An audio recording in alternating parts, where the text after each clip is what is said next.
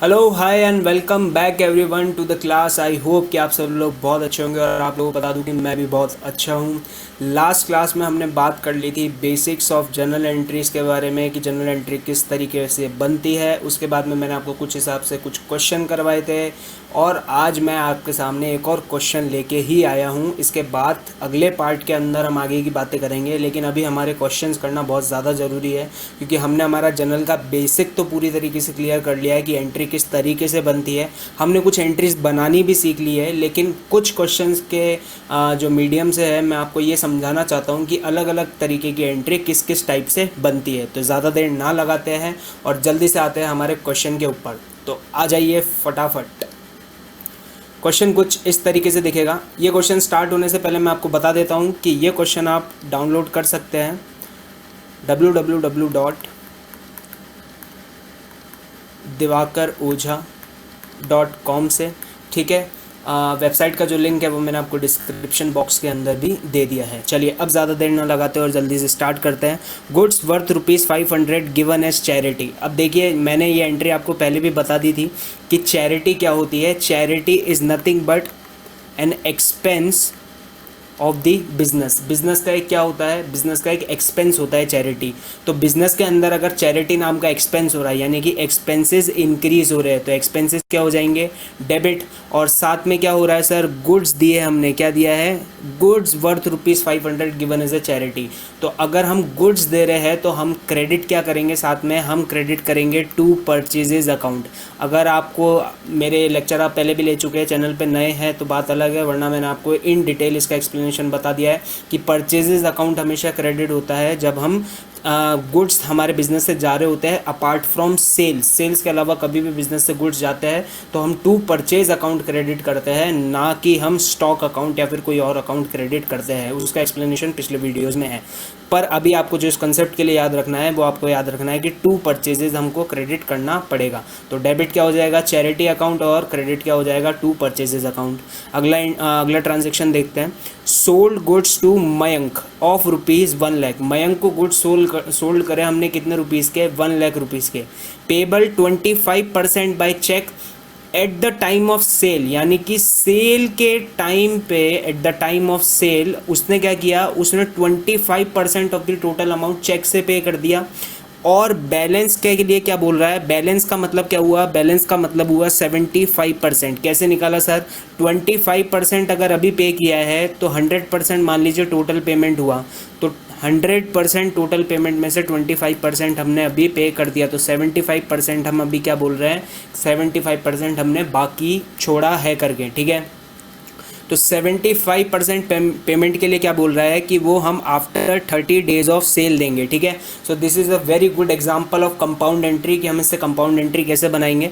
मैं आपको एक बार पहले ट्रांजेक्शन समझा देता हूँ। एक बार ₹1,00,000 के हमने गुड्स सोल्ड किए थे, ठीक है, जिसके अंदर 25% उसने हैंड टू हैंड पे कर दिया, यानी कि 25% का उसने चेक से पेमेंट किया है, तो 25% उसने हैंड टू हैंड हमें पे कर दिया। और बचे हुए 75% के लिए वो क्या बोल रहा है, बचे हुए 75% के लिए कह रहा है कि हम आपको सर ये पैसा बाद में देंगे। ठीक है, तो यहाँ ये 75% क्या हो जाएगा, ये 75% मेरा डेटर्स, यानी कि इतना पैसा मैं अभी आपसे मांगता हूँ, तो 75% डेटर्स की फॉर्म में रह जाएगा हमारे पास, लेना बाकी। ठीक है, और 25% हमारे पास में हैंड टू हैंड आ जाएगा। और ये सब किस कारण से हो रहा है, ये हो रहा है ₹1,00,000 की सेल्स के कारण। ठीक है, अब मेरे को फटाफट नेचर बता दो आप हर चीज़ का। सेल्स क्या होती है सर, सेल्स हमारी इनकम होती है और इनकम हमेशा क्रेडिट होती है। बैंक क्या है सर, बैंक हमारी एसेट है और इस ट्रांजेक्शन में हमारे पास में हमारे बैंक अकाउंट में बैलेंस बढ़ रहा है क्योंकि पैसा आ रहा है। तो बैंक अगर इंक्रीज होगा तो क्या होगा,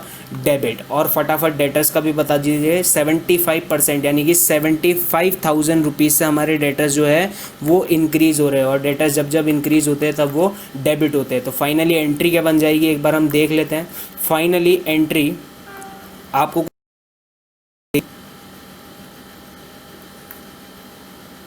ये देखिए,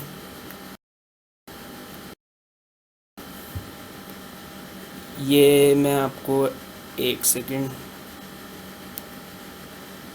ये re entry bank account debit कितना, यहाँ आएगा बैंक अकाउंट डेबिट में, इधर आएगा 75,000। Bank account debit 75,000, sorry 25,000, 25% payment bank के अंदर चेक के थ्रू आया है। Mayank account debit, Mayank is nothing but my debtors, इस ट्रांजेक्शन में मयंक का नेम इन्वॉल्व है तो हम मयंक अकाउंट डेबिट कर देंगे। आप चाहे तो डेटर अकाउंट भी लिख सकते हैं, लेकिन प्रेफरेबल यही रहता है कि जब जब आपको ट्रांजेक्शन के अंदर डेटर का नाम दे रखा हो तब आपको डेटर का नाम के नाम से अकाउंट को मेंशन करना पड़ेगा।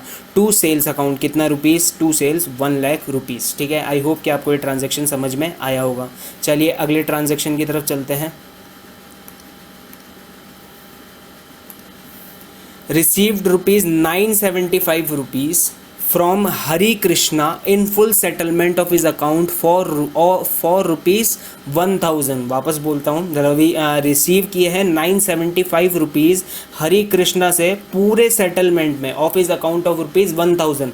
मतलब हम हरी कृष्णा से 1000 रुपीज़ मांगते थे और 975 रुपीज़ में हमने पूरा अकाउंट क्या है सेटल कर दिया। तो मैं क्या बोल सकता हूँ, 1000 रुपीज़ मैं मांगता था, 975 रुपीज़ मेरे पास में आ गए, तो बचा कितना 1000 रुपीज़ माइनस 975 रुपीज़, यानी कि 25 रुपीज़ का कुछ ना कुछ हुआ है। क्यों सर, आपको कैसे पता पड़ा? वो बाद में भी तो दे सकता है 25 रुपीज़।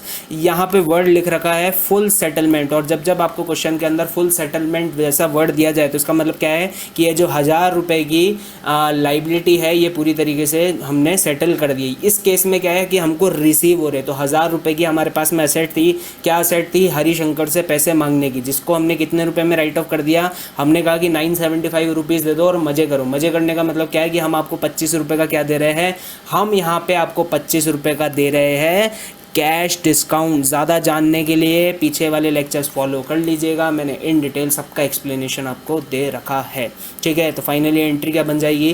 फाइनली एंट्री बन जाएगी हरी कृष्णा, सॉरी रिसीव 975 रुपीज़ है तो बैंक अकाउंट डेबिट 975 रुपीज़। ये देखिए बैंक अकाउंट डेबिट या कैश अकाउंट डेबिट, कैश आया है। कैश कितने रुपीज़ का आया है? 975 रुपीज़ का आया है।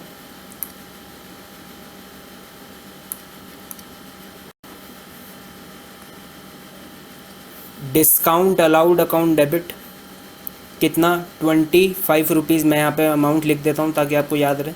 975 25, जब आप सॉल्यूशन लेंगे तो मैं आपको प्रिंटेड दे दूंगा। टू हरिशंकर अकाउंट कितना? 1000 रुपीज़। ये क्रेडिट साइड में आएंगी चीज़ें, ये दोनों चीज़ें डेबिट साइड में आएगी। चलिए अगले ट्रांजेक्शन की तरफ चलते हैं।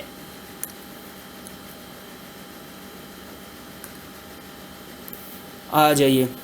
Received a first and final dividend of ₹60 पैसा इन अ रुपी, यानी कि 0.60 पैसा इन 1 रुपीज़। हमने क्या, हमको क्या मिला? रिसीव किया हमने first and final dividend of 60 पैसा in a rupee from the official receiver.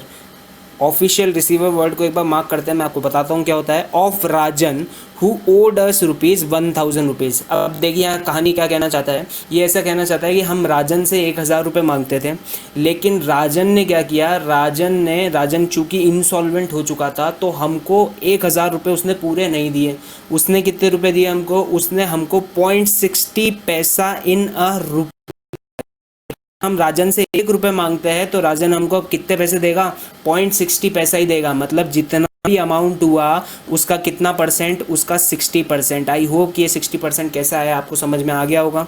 तो 60% हमको क्या देगा? राजन जो टोटल अमाउंट का है वो पैसा देगा। ठीक है, अब यहाँ पे ऑफिशियल रिसीवर क्या है? देखिए राजन जो है, राजन इंसॉल्वेंट हो चुका है तो राजन ने एक प्रोफेशनल को हायर किया है। वो प्रोफेशनल क्या कर रहा है, वो उससे मतलब किससे? राजन से जो आदमी पैसा मांगता है वो सारे लोगों को राजन के बिहाव पे पेमेंट कर रहा है। राजन की वो सारी एसेट बेच रहा होगा और राजन की जितनी भी लाइबिलिटीज़ होगी उसका पेमेंट कर रहा होगा। तो यहाँ जो पर्सन ये काम करता है उसे ऑफिशियल रिसीवर कहा जाता है। ठीक है, तो 1000 रुपीज़ में कितना आया? 60% पेमेंट आया हमारे पास में। तो मैं 1000 का 60% बोल सकता हूँ 600 होता है।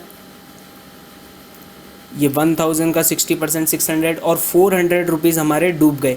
तो 400 nothing but my bad debts. ठीक है, और 600 रुपीज़ मेरे पास में आए तो मैं यहाँ पे क्या कहूँगा, 600 रुपीज़ मेरे पास में कैश के अंदर आ गए। तो कैश यहाँ पे आ रहा है मेरे पास में, तो कैश डेबिट होगा। बेड डेट्स मेरी यहाँ पे हो रही है, बेड डेट्स नाम का लॉस हो रहा है और जितने भी लॉसेज होते हैं वो सारे क्या होते हैं?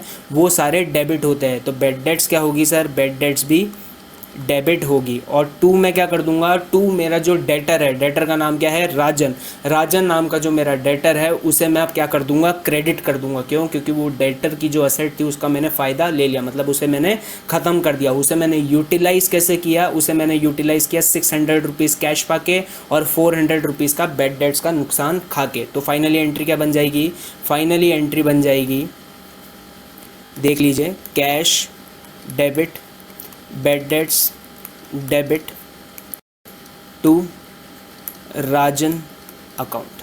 ठीक है, चलिए अगले ट्रांजैक्शन की तरफ चलते हैं। Charged depreciation on plant ₹1000। अगर आपको डेप्रिसिएशन वर्ड का मतलब नहीं पता है तो मैं आपको बता देता हूँ। डेप्रिसिएशन एक टूल होता है जिससे हम क्या करते हैं, हमारे असेट्स की जो वैल्यू होती है उसे कम करते हैं। ठीक है, अगर आपको नहीं मालूम था तो मैंने आपको बता दिया है, मतलब एक तरीके का एक्सपेंस होता है जिसके कारण असेट की वैल्यू कम हो जाती है। अभी असेट की वैल्यू कम क्यों होती है, क्योंकि देखिए अभी एक नॉर्मल सा एग्जांपल लेता हूँ, मैं एक मोबाइल लेके आया। ठीक है, ये मोबाइल मैं जब लाया था 1000 रुपीज़ का था, आज ये मोबाइल की जो रेट है वो 800 रुपीज़ है। ठीक है, अब मैंने वो जो यूज़ किया तो वो यूज़ करने की कॉस्ट कितनी रुपये मानता हूँ मैं, वो मेरी यूज़ करने की कॉस्ट कितनी हो जाएगी, 200। क्यों? क्योंकि जब मैं लाया था तो 1000 का था और आज कितने का हो गया, 800 का। तो 200 रुपीज़ का डिक्रीज़ आया उसकी वैल्यू के अंदर।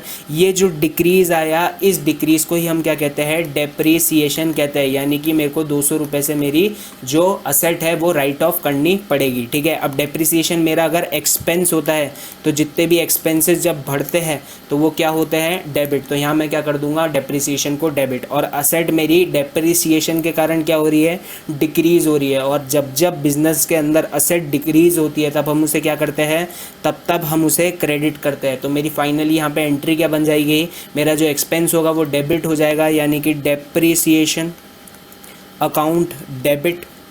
और टू असेट, असेट मेरी क्या हो जाएगी, मेरी असेट हो जाएगी क्रेडिट। तो फाइनली एक बार देख लीजिए ट्रांजैक्शन के अंदर क्या लिख रखा है, प्लांट के अंदर मैंने डेप्रिसिएशन लगाया है 1000 रुपीज़। ठीक है, तो यहाँ पे मैं क्या लिखूँगा, मेरी असेट का नाम, और असेट का नाम क्या है, टू प्लांट अकाउंट। कितना रुपीज़ सर, 1000 रुपीज़, क्योंकि 1000 रुपीज़ से मेरी असेट की वैल्यू जो है वो कम हो रही है। ठीक है, चलिए अगला देखिए, charged interest on drawings ₹1500 rupees से मैंने क्या लगाया, इंटरेस्ट ऑन ड्राइंग्स लगाया। फटाफट बता देता हूँ, इंटरेस्ट ऑन ड्राइंग्स क्या होता है, बिजनेस की इनकम होती है। बहुत से लोग इसे एक्सपेंस मान लेते हैं, पर एक्सपेंस नहीं होती है, बिजनेस की इनकम होती है। और बिजनेस के अंदर जब जब इनकम हो रही होती है तब हम इनकम को क्या करते हैं, क्रेडिट। तो यहाँ पे टू इंटरेस्ट ऑन ड्राइंग्स तो क्या हो जाएगा, टू इंटरेस्ट ऑन ड्राइंग्स हो जाएगा क्रेडिट। ठीक है, और डेबिट क्या होगा, अब ध्यान से देखिएगा, इंटरेस्ट ऑन ड्राइंग्स हम चार्ज किस में से करते हैं सर, इंटरेस्ट ऑन ड्राइंग्स हम कैपिटल में से चार्ज करते हैं। ठीक है, तो अगर मतलब कैपिटल का जो फंड होता है वो फंड हम कम कर लेते हैं, ओनर का, बिजनेस ओनर का फंड कम कर लेता है। क्यों? क्योंकि बिजनेस को ये पैसा ओनर से लेना होता है, और बिजनेस क्या कहता है कि तुम्हारे पास में जो मैं तुम्हें पैसा देता हूँ, मतलब वो जो कैपिटल की फॉर्म में लगाए, वो एक तरीके से बिजनेस लाइबिलिटी रखता है अपनी। तो बिज़नेस क्या बोलेगा कि वो जो सारा पैसा पड़ा है ना, वो सारा पैसा तुम क्या करो, वो सारा का सारा पैसा तुम अपने पास में अभी रख के रखो, मैं उसके अंदर से तुमको कट कर रहा हूँ। मतलब मान लीजिए अगर 1000 रुपीज़ बिज़नेस के अंदर पड़े हैं और हम बिज़नेस का जो ओनर है, वो बिज़नेस का ओनर क्या मांग रहा है, इंटरेस्ट ऑन ड्राइंग्स मांग रहा है 100 रुपीज़। तो बिज़नेस का ओनर क्या बोलेगा बिज़नेस को कि सर मेरे आपके पास में 1000 रुपीज़ पड़े हैं, आप 100 रुपीज़ इसमें से कट कर लीजिए और मेरा बैलेंस 900 रुपीज़ छोड़ दीजिए। हमने कहा ठीक है, फेयर इनफ। तो यहाँ पे मैं 100 रुपीज़ चार्ज कर सकता हूँ, किससे, कैपिटल अकाउंट से। ठीक है, तो मेरे को क्या करना पड़ेगा, उसके लिए कैपिटल को डिक्रीज़ करना पड़ेगा। ये देखिए 1000 से 900 हो रही है तो कैपिटल डिक्रीज़ हो रही है, और बिजनेस में जब जब कैपिटल डिक्रीज़ होती है तब तक क्या होती है, वो डेबिट होती है। तो एंट्री क्या बन जाएगी, कैपिटल अकाउंट डेबिट। ठीक है, यहाँ पे एक अजम्पशन और हो सकता है कि लोग बाग कैपिटल अकाउंट डेबिट ना करके ड्राइंग्स अकाउंट डेबिट करते हैं, बट उसका फाइनली मतलब वही होता है। फॉर एग्जांपल मान लीजिए यहाँ मैंने क्या किया, 1000 रुपीज़ का फंड था, ओनर ने 100 रुपीज़ तो निकाल लिए, और उसका 100 रुपीज़ का, ये तो देखिए हो गई ड्राइंग्स, 100 रुपीज़ ओनर ने ड्राइंग्स की फॉर्म में निकाल लिए, और हम जानते हैं कि ड्राइंग्स कैपिटल में से माइनस होती है, और ओनर ने इंटरेस्ट ऑन ड्राइंग्स निकाल लिया 100 रुपीज़। ठीक है, तो नेट बैलेंस उसका कितना बचा at the end of the day, 800 rupees. ठीक है, अब आप इसको चाहे तो ऐसे लिख सकते हैं, और दूसरा तरीका क्या हुआ, आप दूसरा तरीका ऐसा कर सकते हैं कि 1000 रुपीज़ तो ये कैपिटल का बैलेंस है, और एक साथ ड्राइंग्स और इंटरेस्ट ऑन ड्राइंग्स का एक साथ में कट कर दो, कितना रुपीस, 200 रुपीज़, यानी कि ड्राइंग्स के अंदर ही इंटरेस्ट ऑन ड्राइंग्स को क्या कर दो, इसको आपस में प्लस कर दो, ठीक है। तो 200 रुपीज़ एक साथ डिक्रीज़ हो जाएंगे। अब ये आप ड्राइंग्स के अंदर ऐड कैसे करोगे, ड्राइंग्स का नेचर होता है डेबिट करने पे ड्राइंग्स इंक्रीज़ होती है, ठीक है। तो हम यहाँ पे अगर ड्राइंग्स डेबिट करके उसको इंक्रीज करते हैं तो अल्टीमेटली वो जो 100 रुपये ड्राइंग्स के अंदर थे वो अब 200 रुपये बन जाएंगे। तो फाइनली आप 200 करके भी ऐसे माइनस कर सकते हो। दोनों केसेस में आंसर आपका सेम आना है। जो आपको तरीका फॉलो करना है वो करो, जो आपका टीचर आपको सजेस्ट करे वो तरीका फॉलो करो। दोनों का जो अल्टीमेट रूट है वो एक ही है। चलिए आगे चलते हैं। Sold goods costing ₹40,000 to Anil for cash at a profit of 25% on cost, ठीक है। क्या किया हमने गुड्स सोल्ड कर दिए कॉस्टिंग ₹40,000, किसको, अनिल को, फॉर कैश, हमने कैश के अंदर सेल करें, ठीक है, eight a profit of 25% on cost. कैसे सेल करें, 25% प्रॉफिट ऑन कॉस्ट पे सेल करें, ठीक है। तो यहाँ तक की कहानी देख लेते हैं। 40,000 रुपये की क्या थी, गुड्स की कॉस्ट थी, ठीक है। हमने 25% प्रॉफिट पे उसको सेल करें, ठीक है। तो यहाँ 25% कितना हो जाएगा 40,000 का, आंसर इज 10,000। तो सेलिंग प्राइस, लिस्ट प्राइस क्या हो जाएगा, मैं लिस्ट प्राइस क्यों बोल रहा हूँ अभी पता पड़ जाएगा आपको अगली लाइन में, सेलिंग प्राइस नहीं बोल रहा उसको, ये हो जाएगा 50,000 रुपीज़, ठीक है। और फिर हमने क्या किया, फिर हमने लिया सर डिस्काउंट, लेस, देखिए लेस 20% ट्रेड डिस्काउंट। हमने 20% का क्या दे दिया, ट्रेड डिस्काउंट दे दिया। तो 20% का अगर हमने ट्रेड डिस्काउंट दिया है तो हमको क्या करना पड़ेगा, ट्रेड डिस्काउंट माइनस करना पड़ेगा। तो यहाँ पे 20% का ट्रेड डिस्काउंट कितना होगा, 50,000 का 20% इज़ नथिंग बट 10,000 रुपीज़। तो ये हमको माइनस करना पड़ेगा। तो अल्टीमेटली कितना बचा, 40,000 rupees. This is nothing but my selling price. इतना रुपये में मैंने उनको गुड्स सेल करे, ठीक है। और आगे क्या लिख रखा है, एंड ये कट कर दीजिएगा, charge 8% value added tax. Value added tax is no longer in practice, ठीक है। Now GST has been introduced and in the forthcoming 4 or 5 lectures I'll be uploading a video on GST, so there is nothing to worry about. I will cover whole part of goods and service tax कि कैसे कैसे general entries होती है GST के case में, तो वो part हम बाद में देखेंगे। तो अगला देखना, इसके आगे का पॉइंट देखना, and paid cartage of ₹100 which is not to be charge from customer. देखिए यहाँ पे क्या होता है, यहाँ पे सर एक चीज़ मैं आपको बता दूँ कि एक्सपेंस जो होता है वो एक्सपेंस अगर हम कस्टमर से चार्ज कर रहे हैं, अगर हम एक्सपेंस कस्टमर से चार्ज कर रहे हैं, तब हम अगर जनरल एंट्री जब पास कर रहे होंगे तो वो एक्सपेंस को भी क्या कर देंगे, उसी जनरल एंट्री में डेबिट कर देंगे और एक साथ उसको किधर चार्ज कर देंगे, एक साथ उसको सेल में चार्ज कर देंगे। फॉर एग्जांपल मान लीजिए मैंने यहाँ पे क्या किया सर, मैंने यहाँ पे मेरे पास में ये आप मान लीजिए 10,000 रुपीज़ के जो गुड्स थे वो मैंने सेल करे, ठीक है। अब 10,000 रुपीज़ के जो मैंने गुड्स सेल किए उसके अंदर डिलीवरी लग रही थी 500 रुपीज़। तो अब टोटल कितना हो गया 10,500। और यहाँ मैं अगर ऐसा बोल रहा हूँ कि 500 रुपये कस्टमर से चार्ज करूँगा तो मुझे जनरल एंट्री कैसी करनी पड़ेगी, मेरी जो जनरल एंट्री होगी उसके अंदर, अब देखिए मैंने 500 रुपये सामने वाले से चार्ज कर लिए तो मेरे पास पेमेंट कितना आएगा, मेरे पास पेमेंट आएगा 10,500 रुपीज़। कैसे, 10,000 रुपीज़ गुड्स के और 500 रुपीज़ किसके, 500 रुपीज़ मेरे, बताइए किस चीज़ के, डिलीवरी चार्जेस के। तो मैं एक साथ क्या बोलूँगा, मैं यहाँ पे कस्टमर से सारा का सारा अमाउंट ले आऊँगा, bank account debit to sales, ठीक है। और कितना, 10,500 और 10,500। एक तरीका ये है ये एंट्री पास करने का। दूसरा तरीका क्या है, दूसरा तरीका है कि हमने एक्सपेंस जो है वो कस्टमर से चार्ज नहीं किया, ठीक है। तो कस्टमर की जो जनरल एंट्री होगी उसके अंदर हम ये चीज़ शो नहीं करेंगे, यानी कि ये जो एंट्री होगी ये होगी bank account debit to sales account, ठीक है। और अमाउंट कितना होगा 10,000, ठीक है। और ये 500 रुपये हम हमारी जेब से पे करेंगे क्योंकि कस्टमर नहीं दे रहा। तो जब हम हमारी जेब से पे करेंगे तब हम इसको क्या, किस नाम से पास करेंगे, हम एंट्री पास करेंगे delivery charges account debit to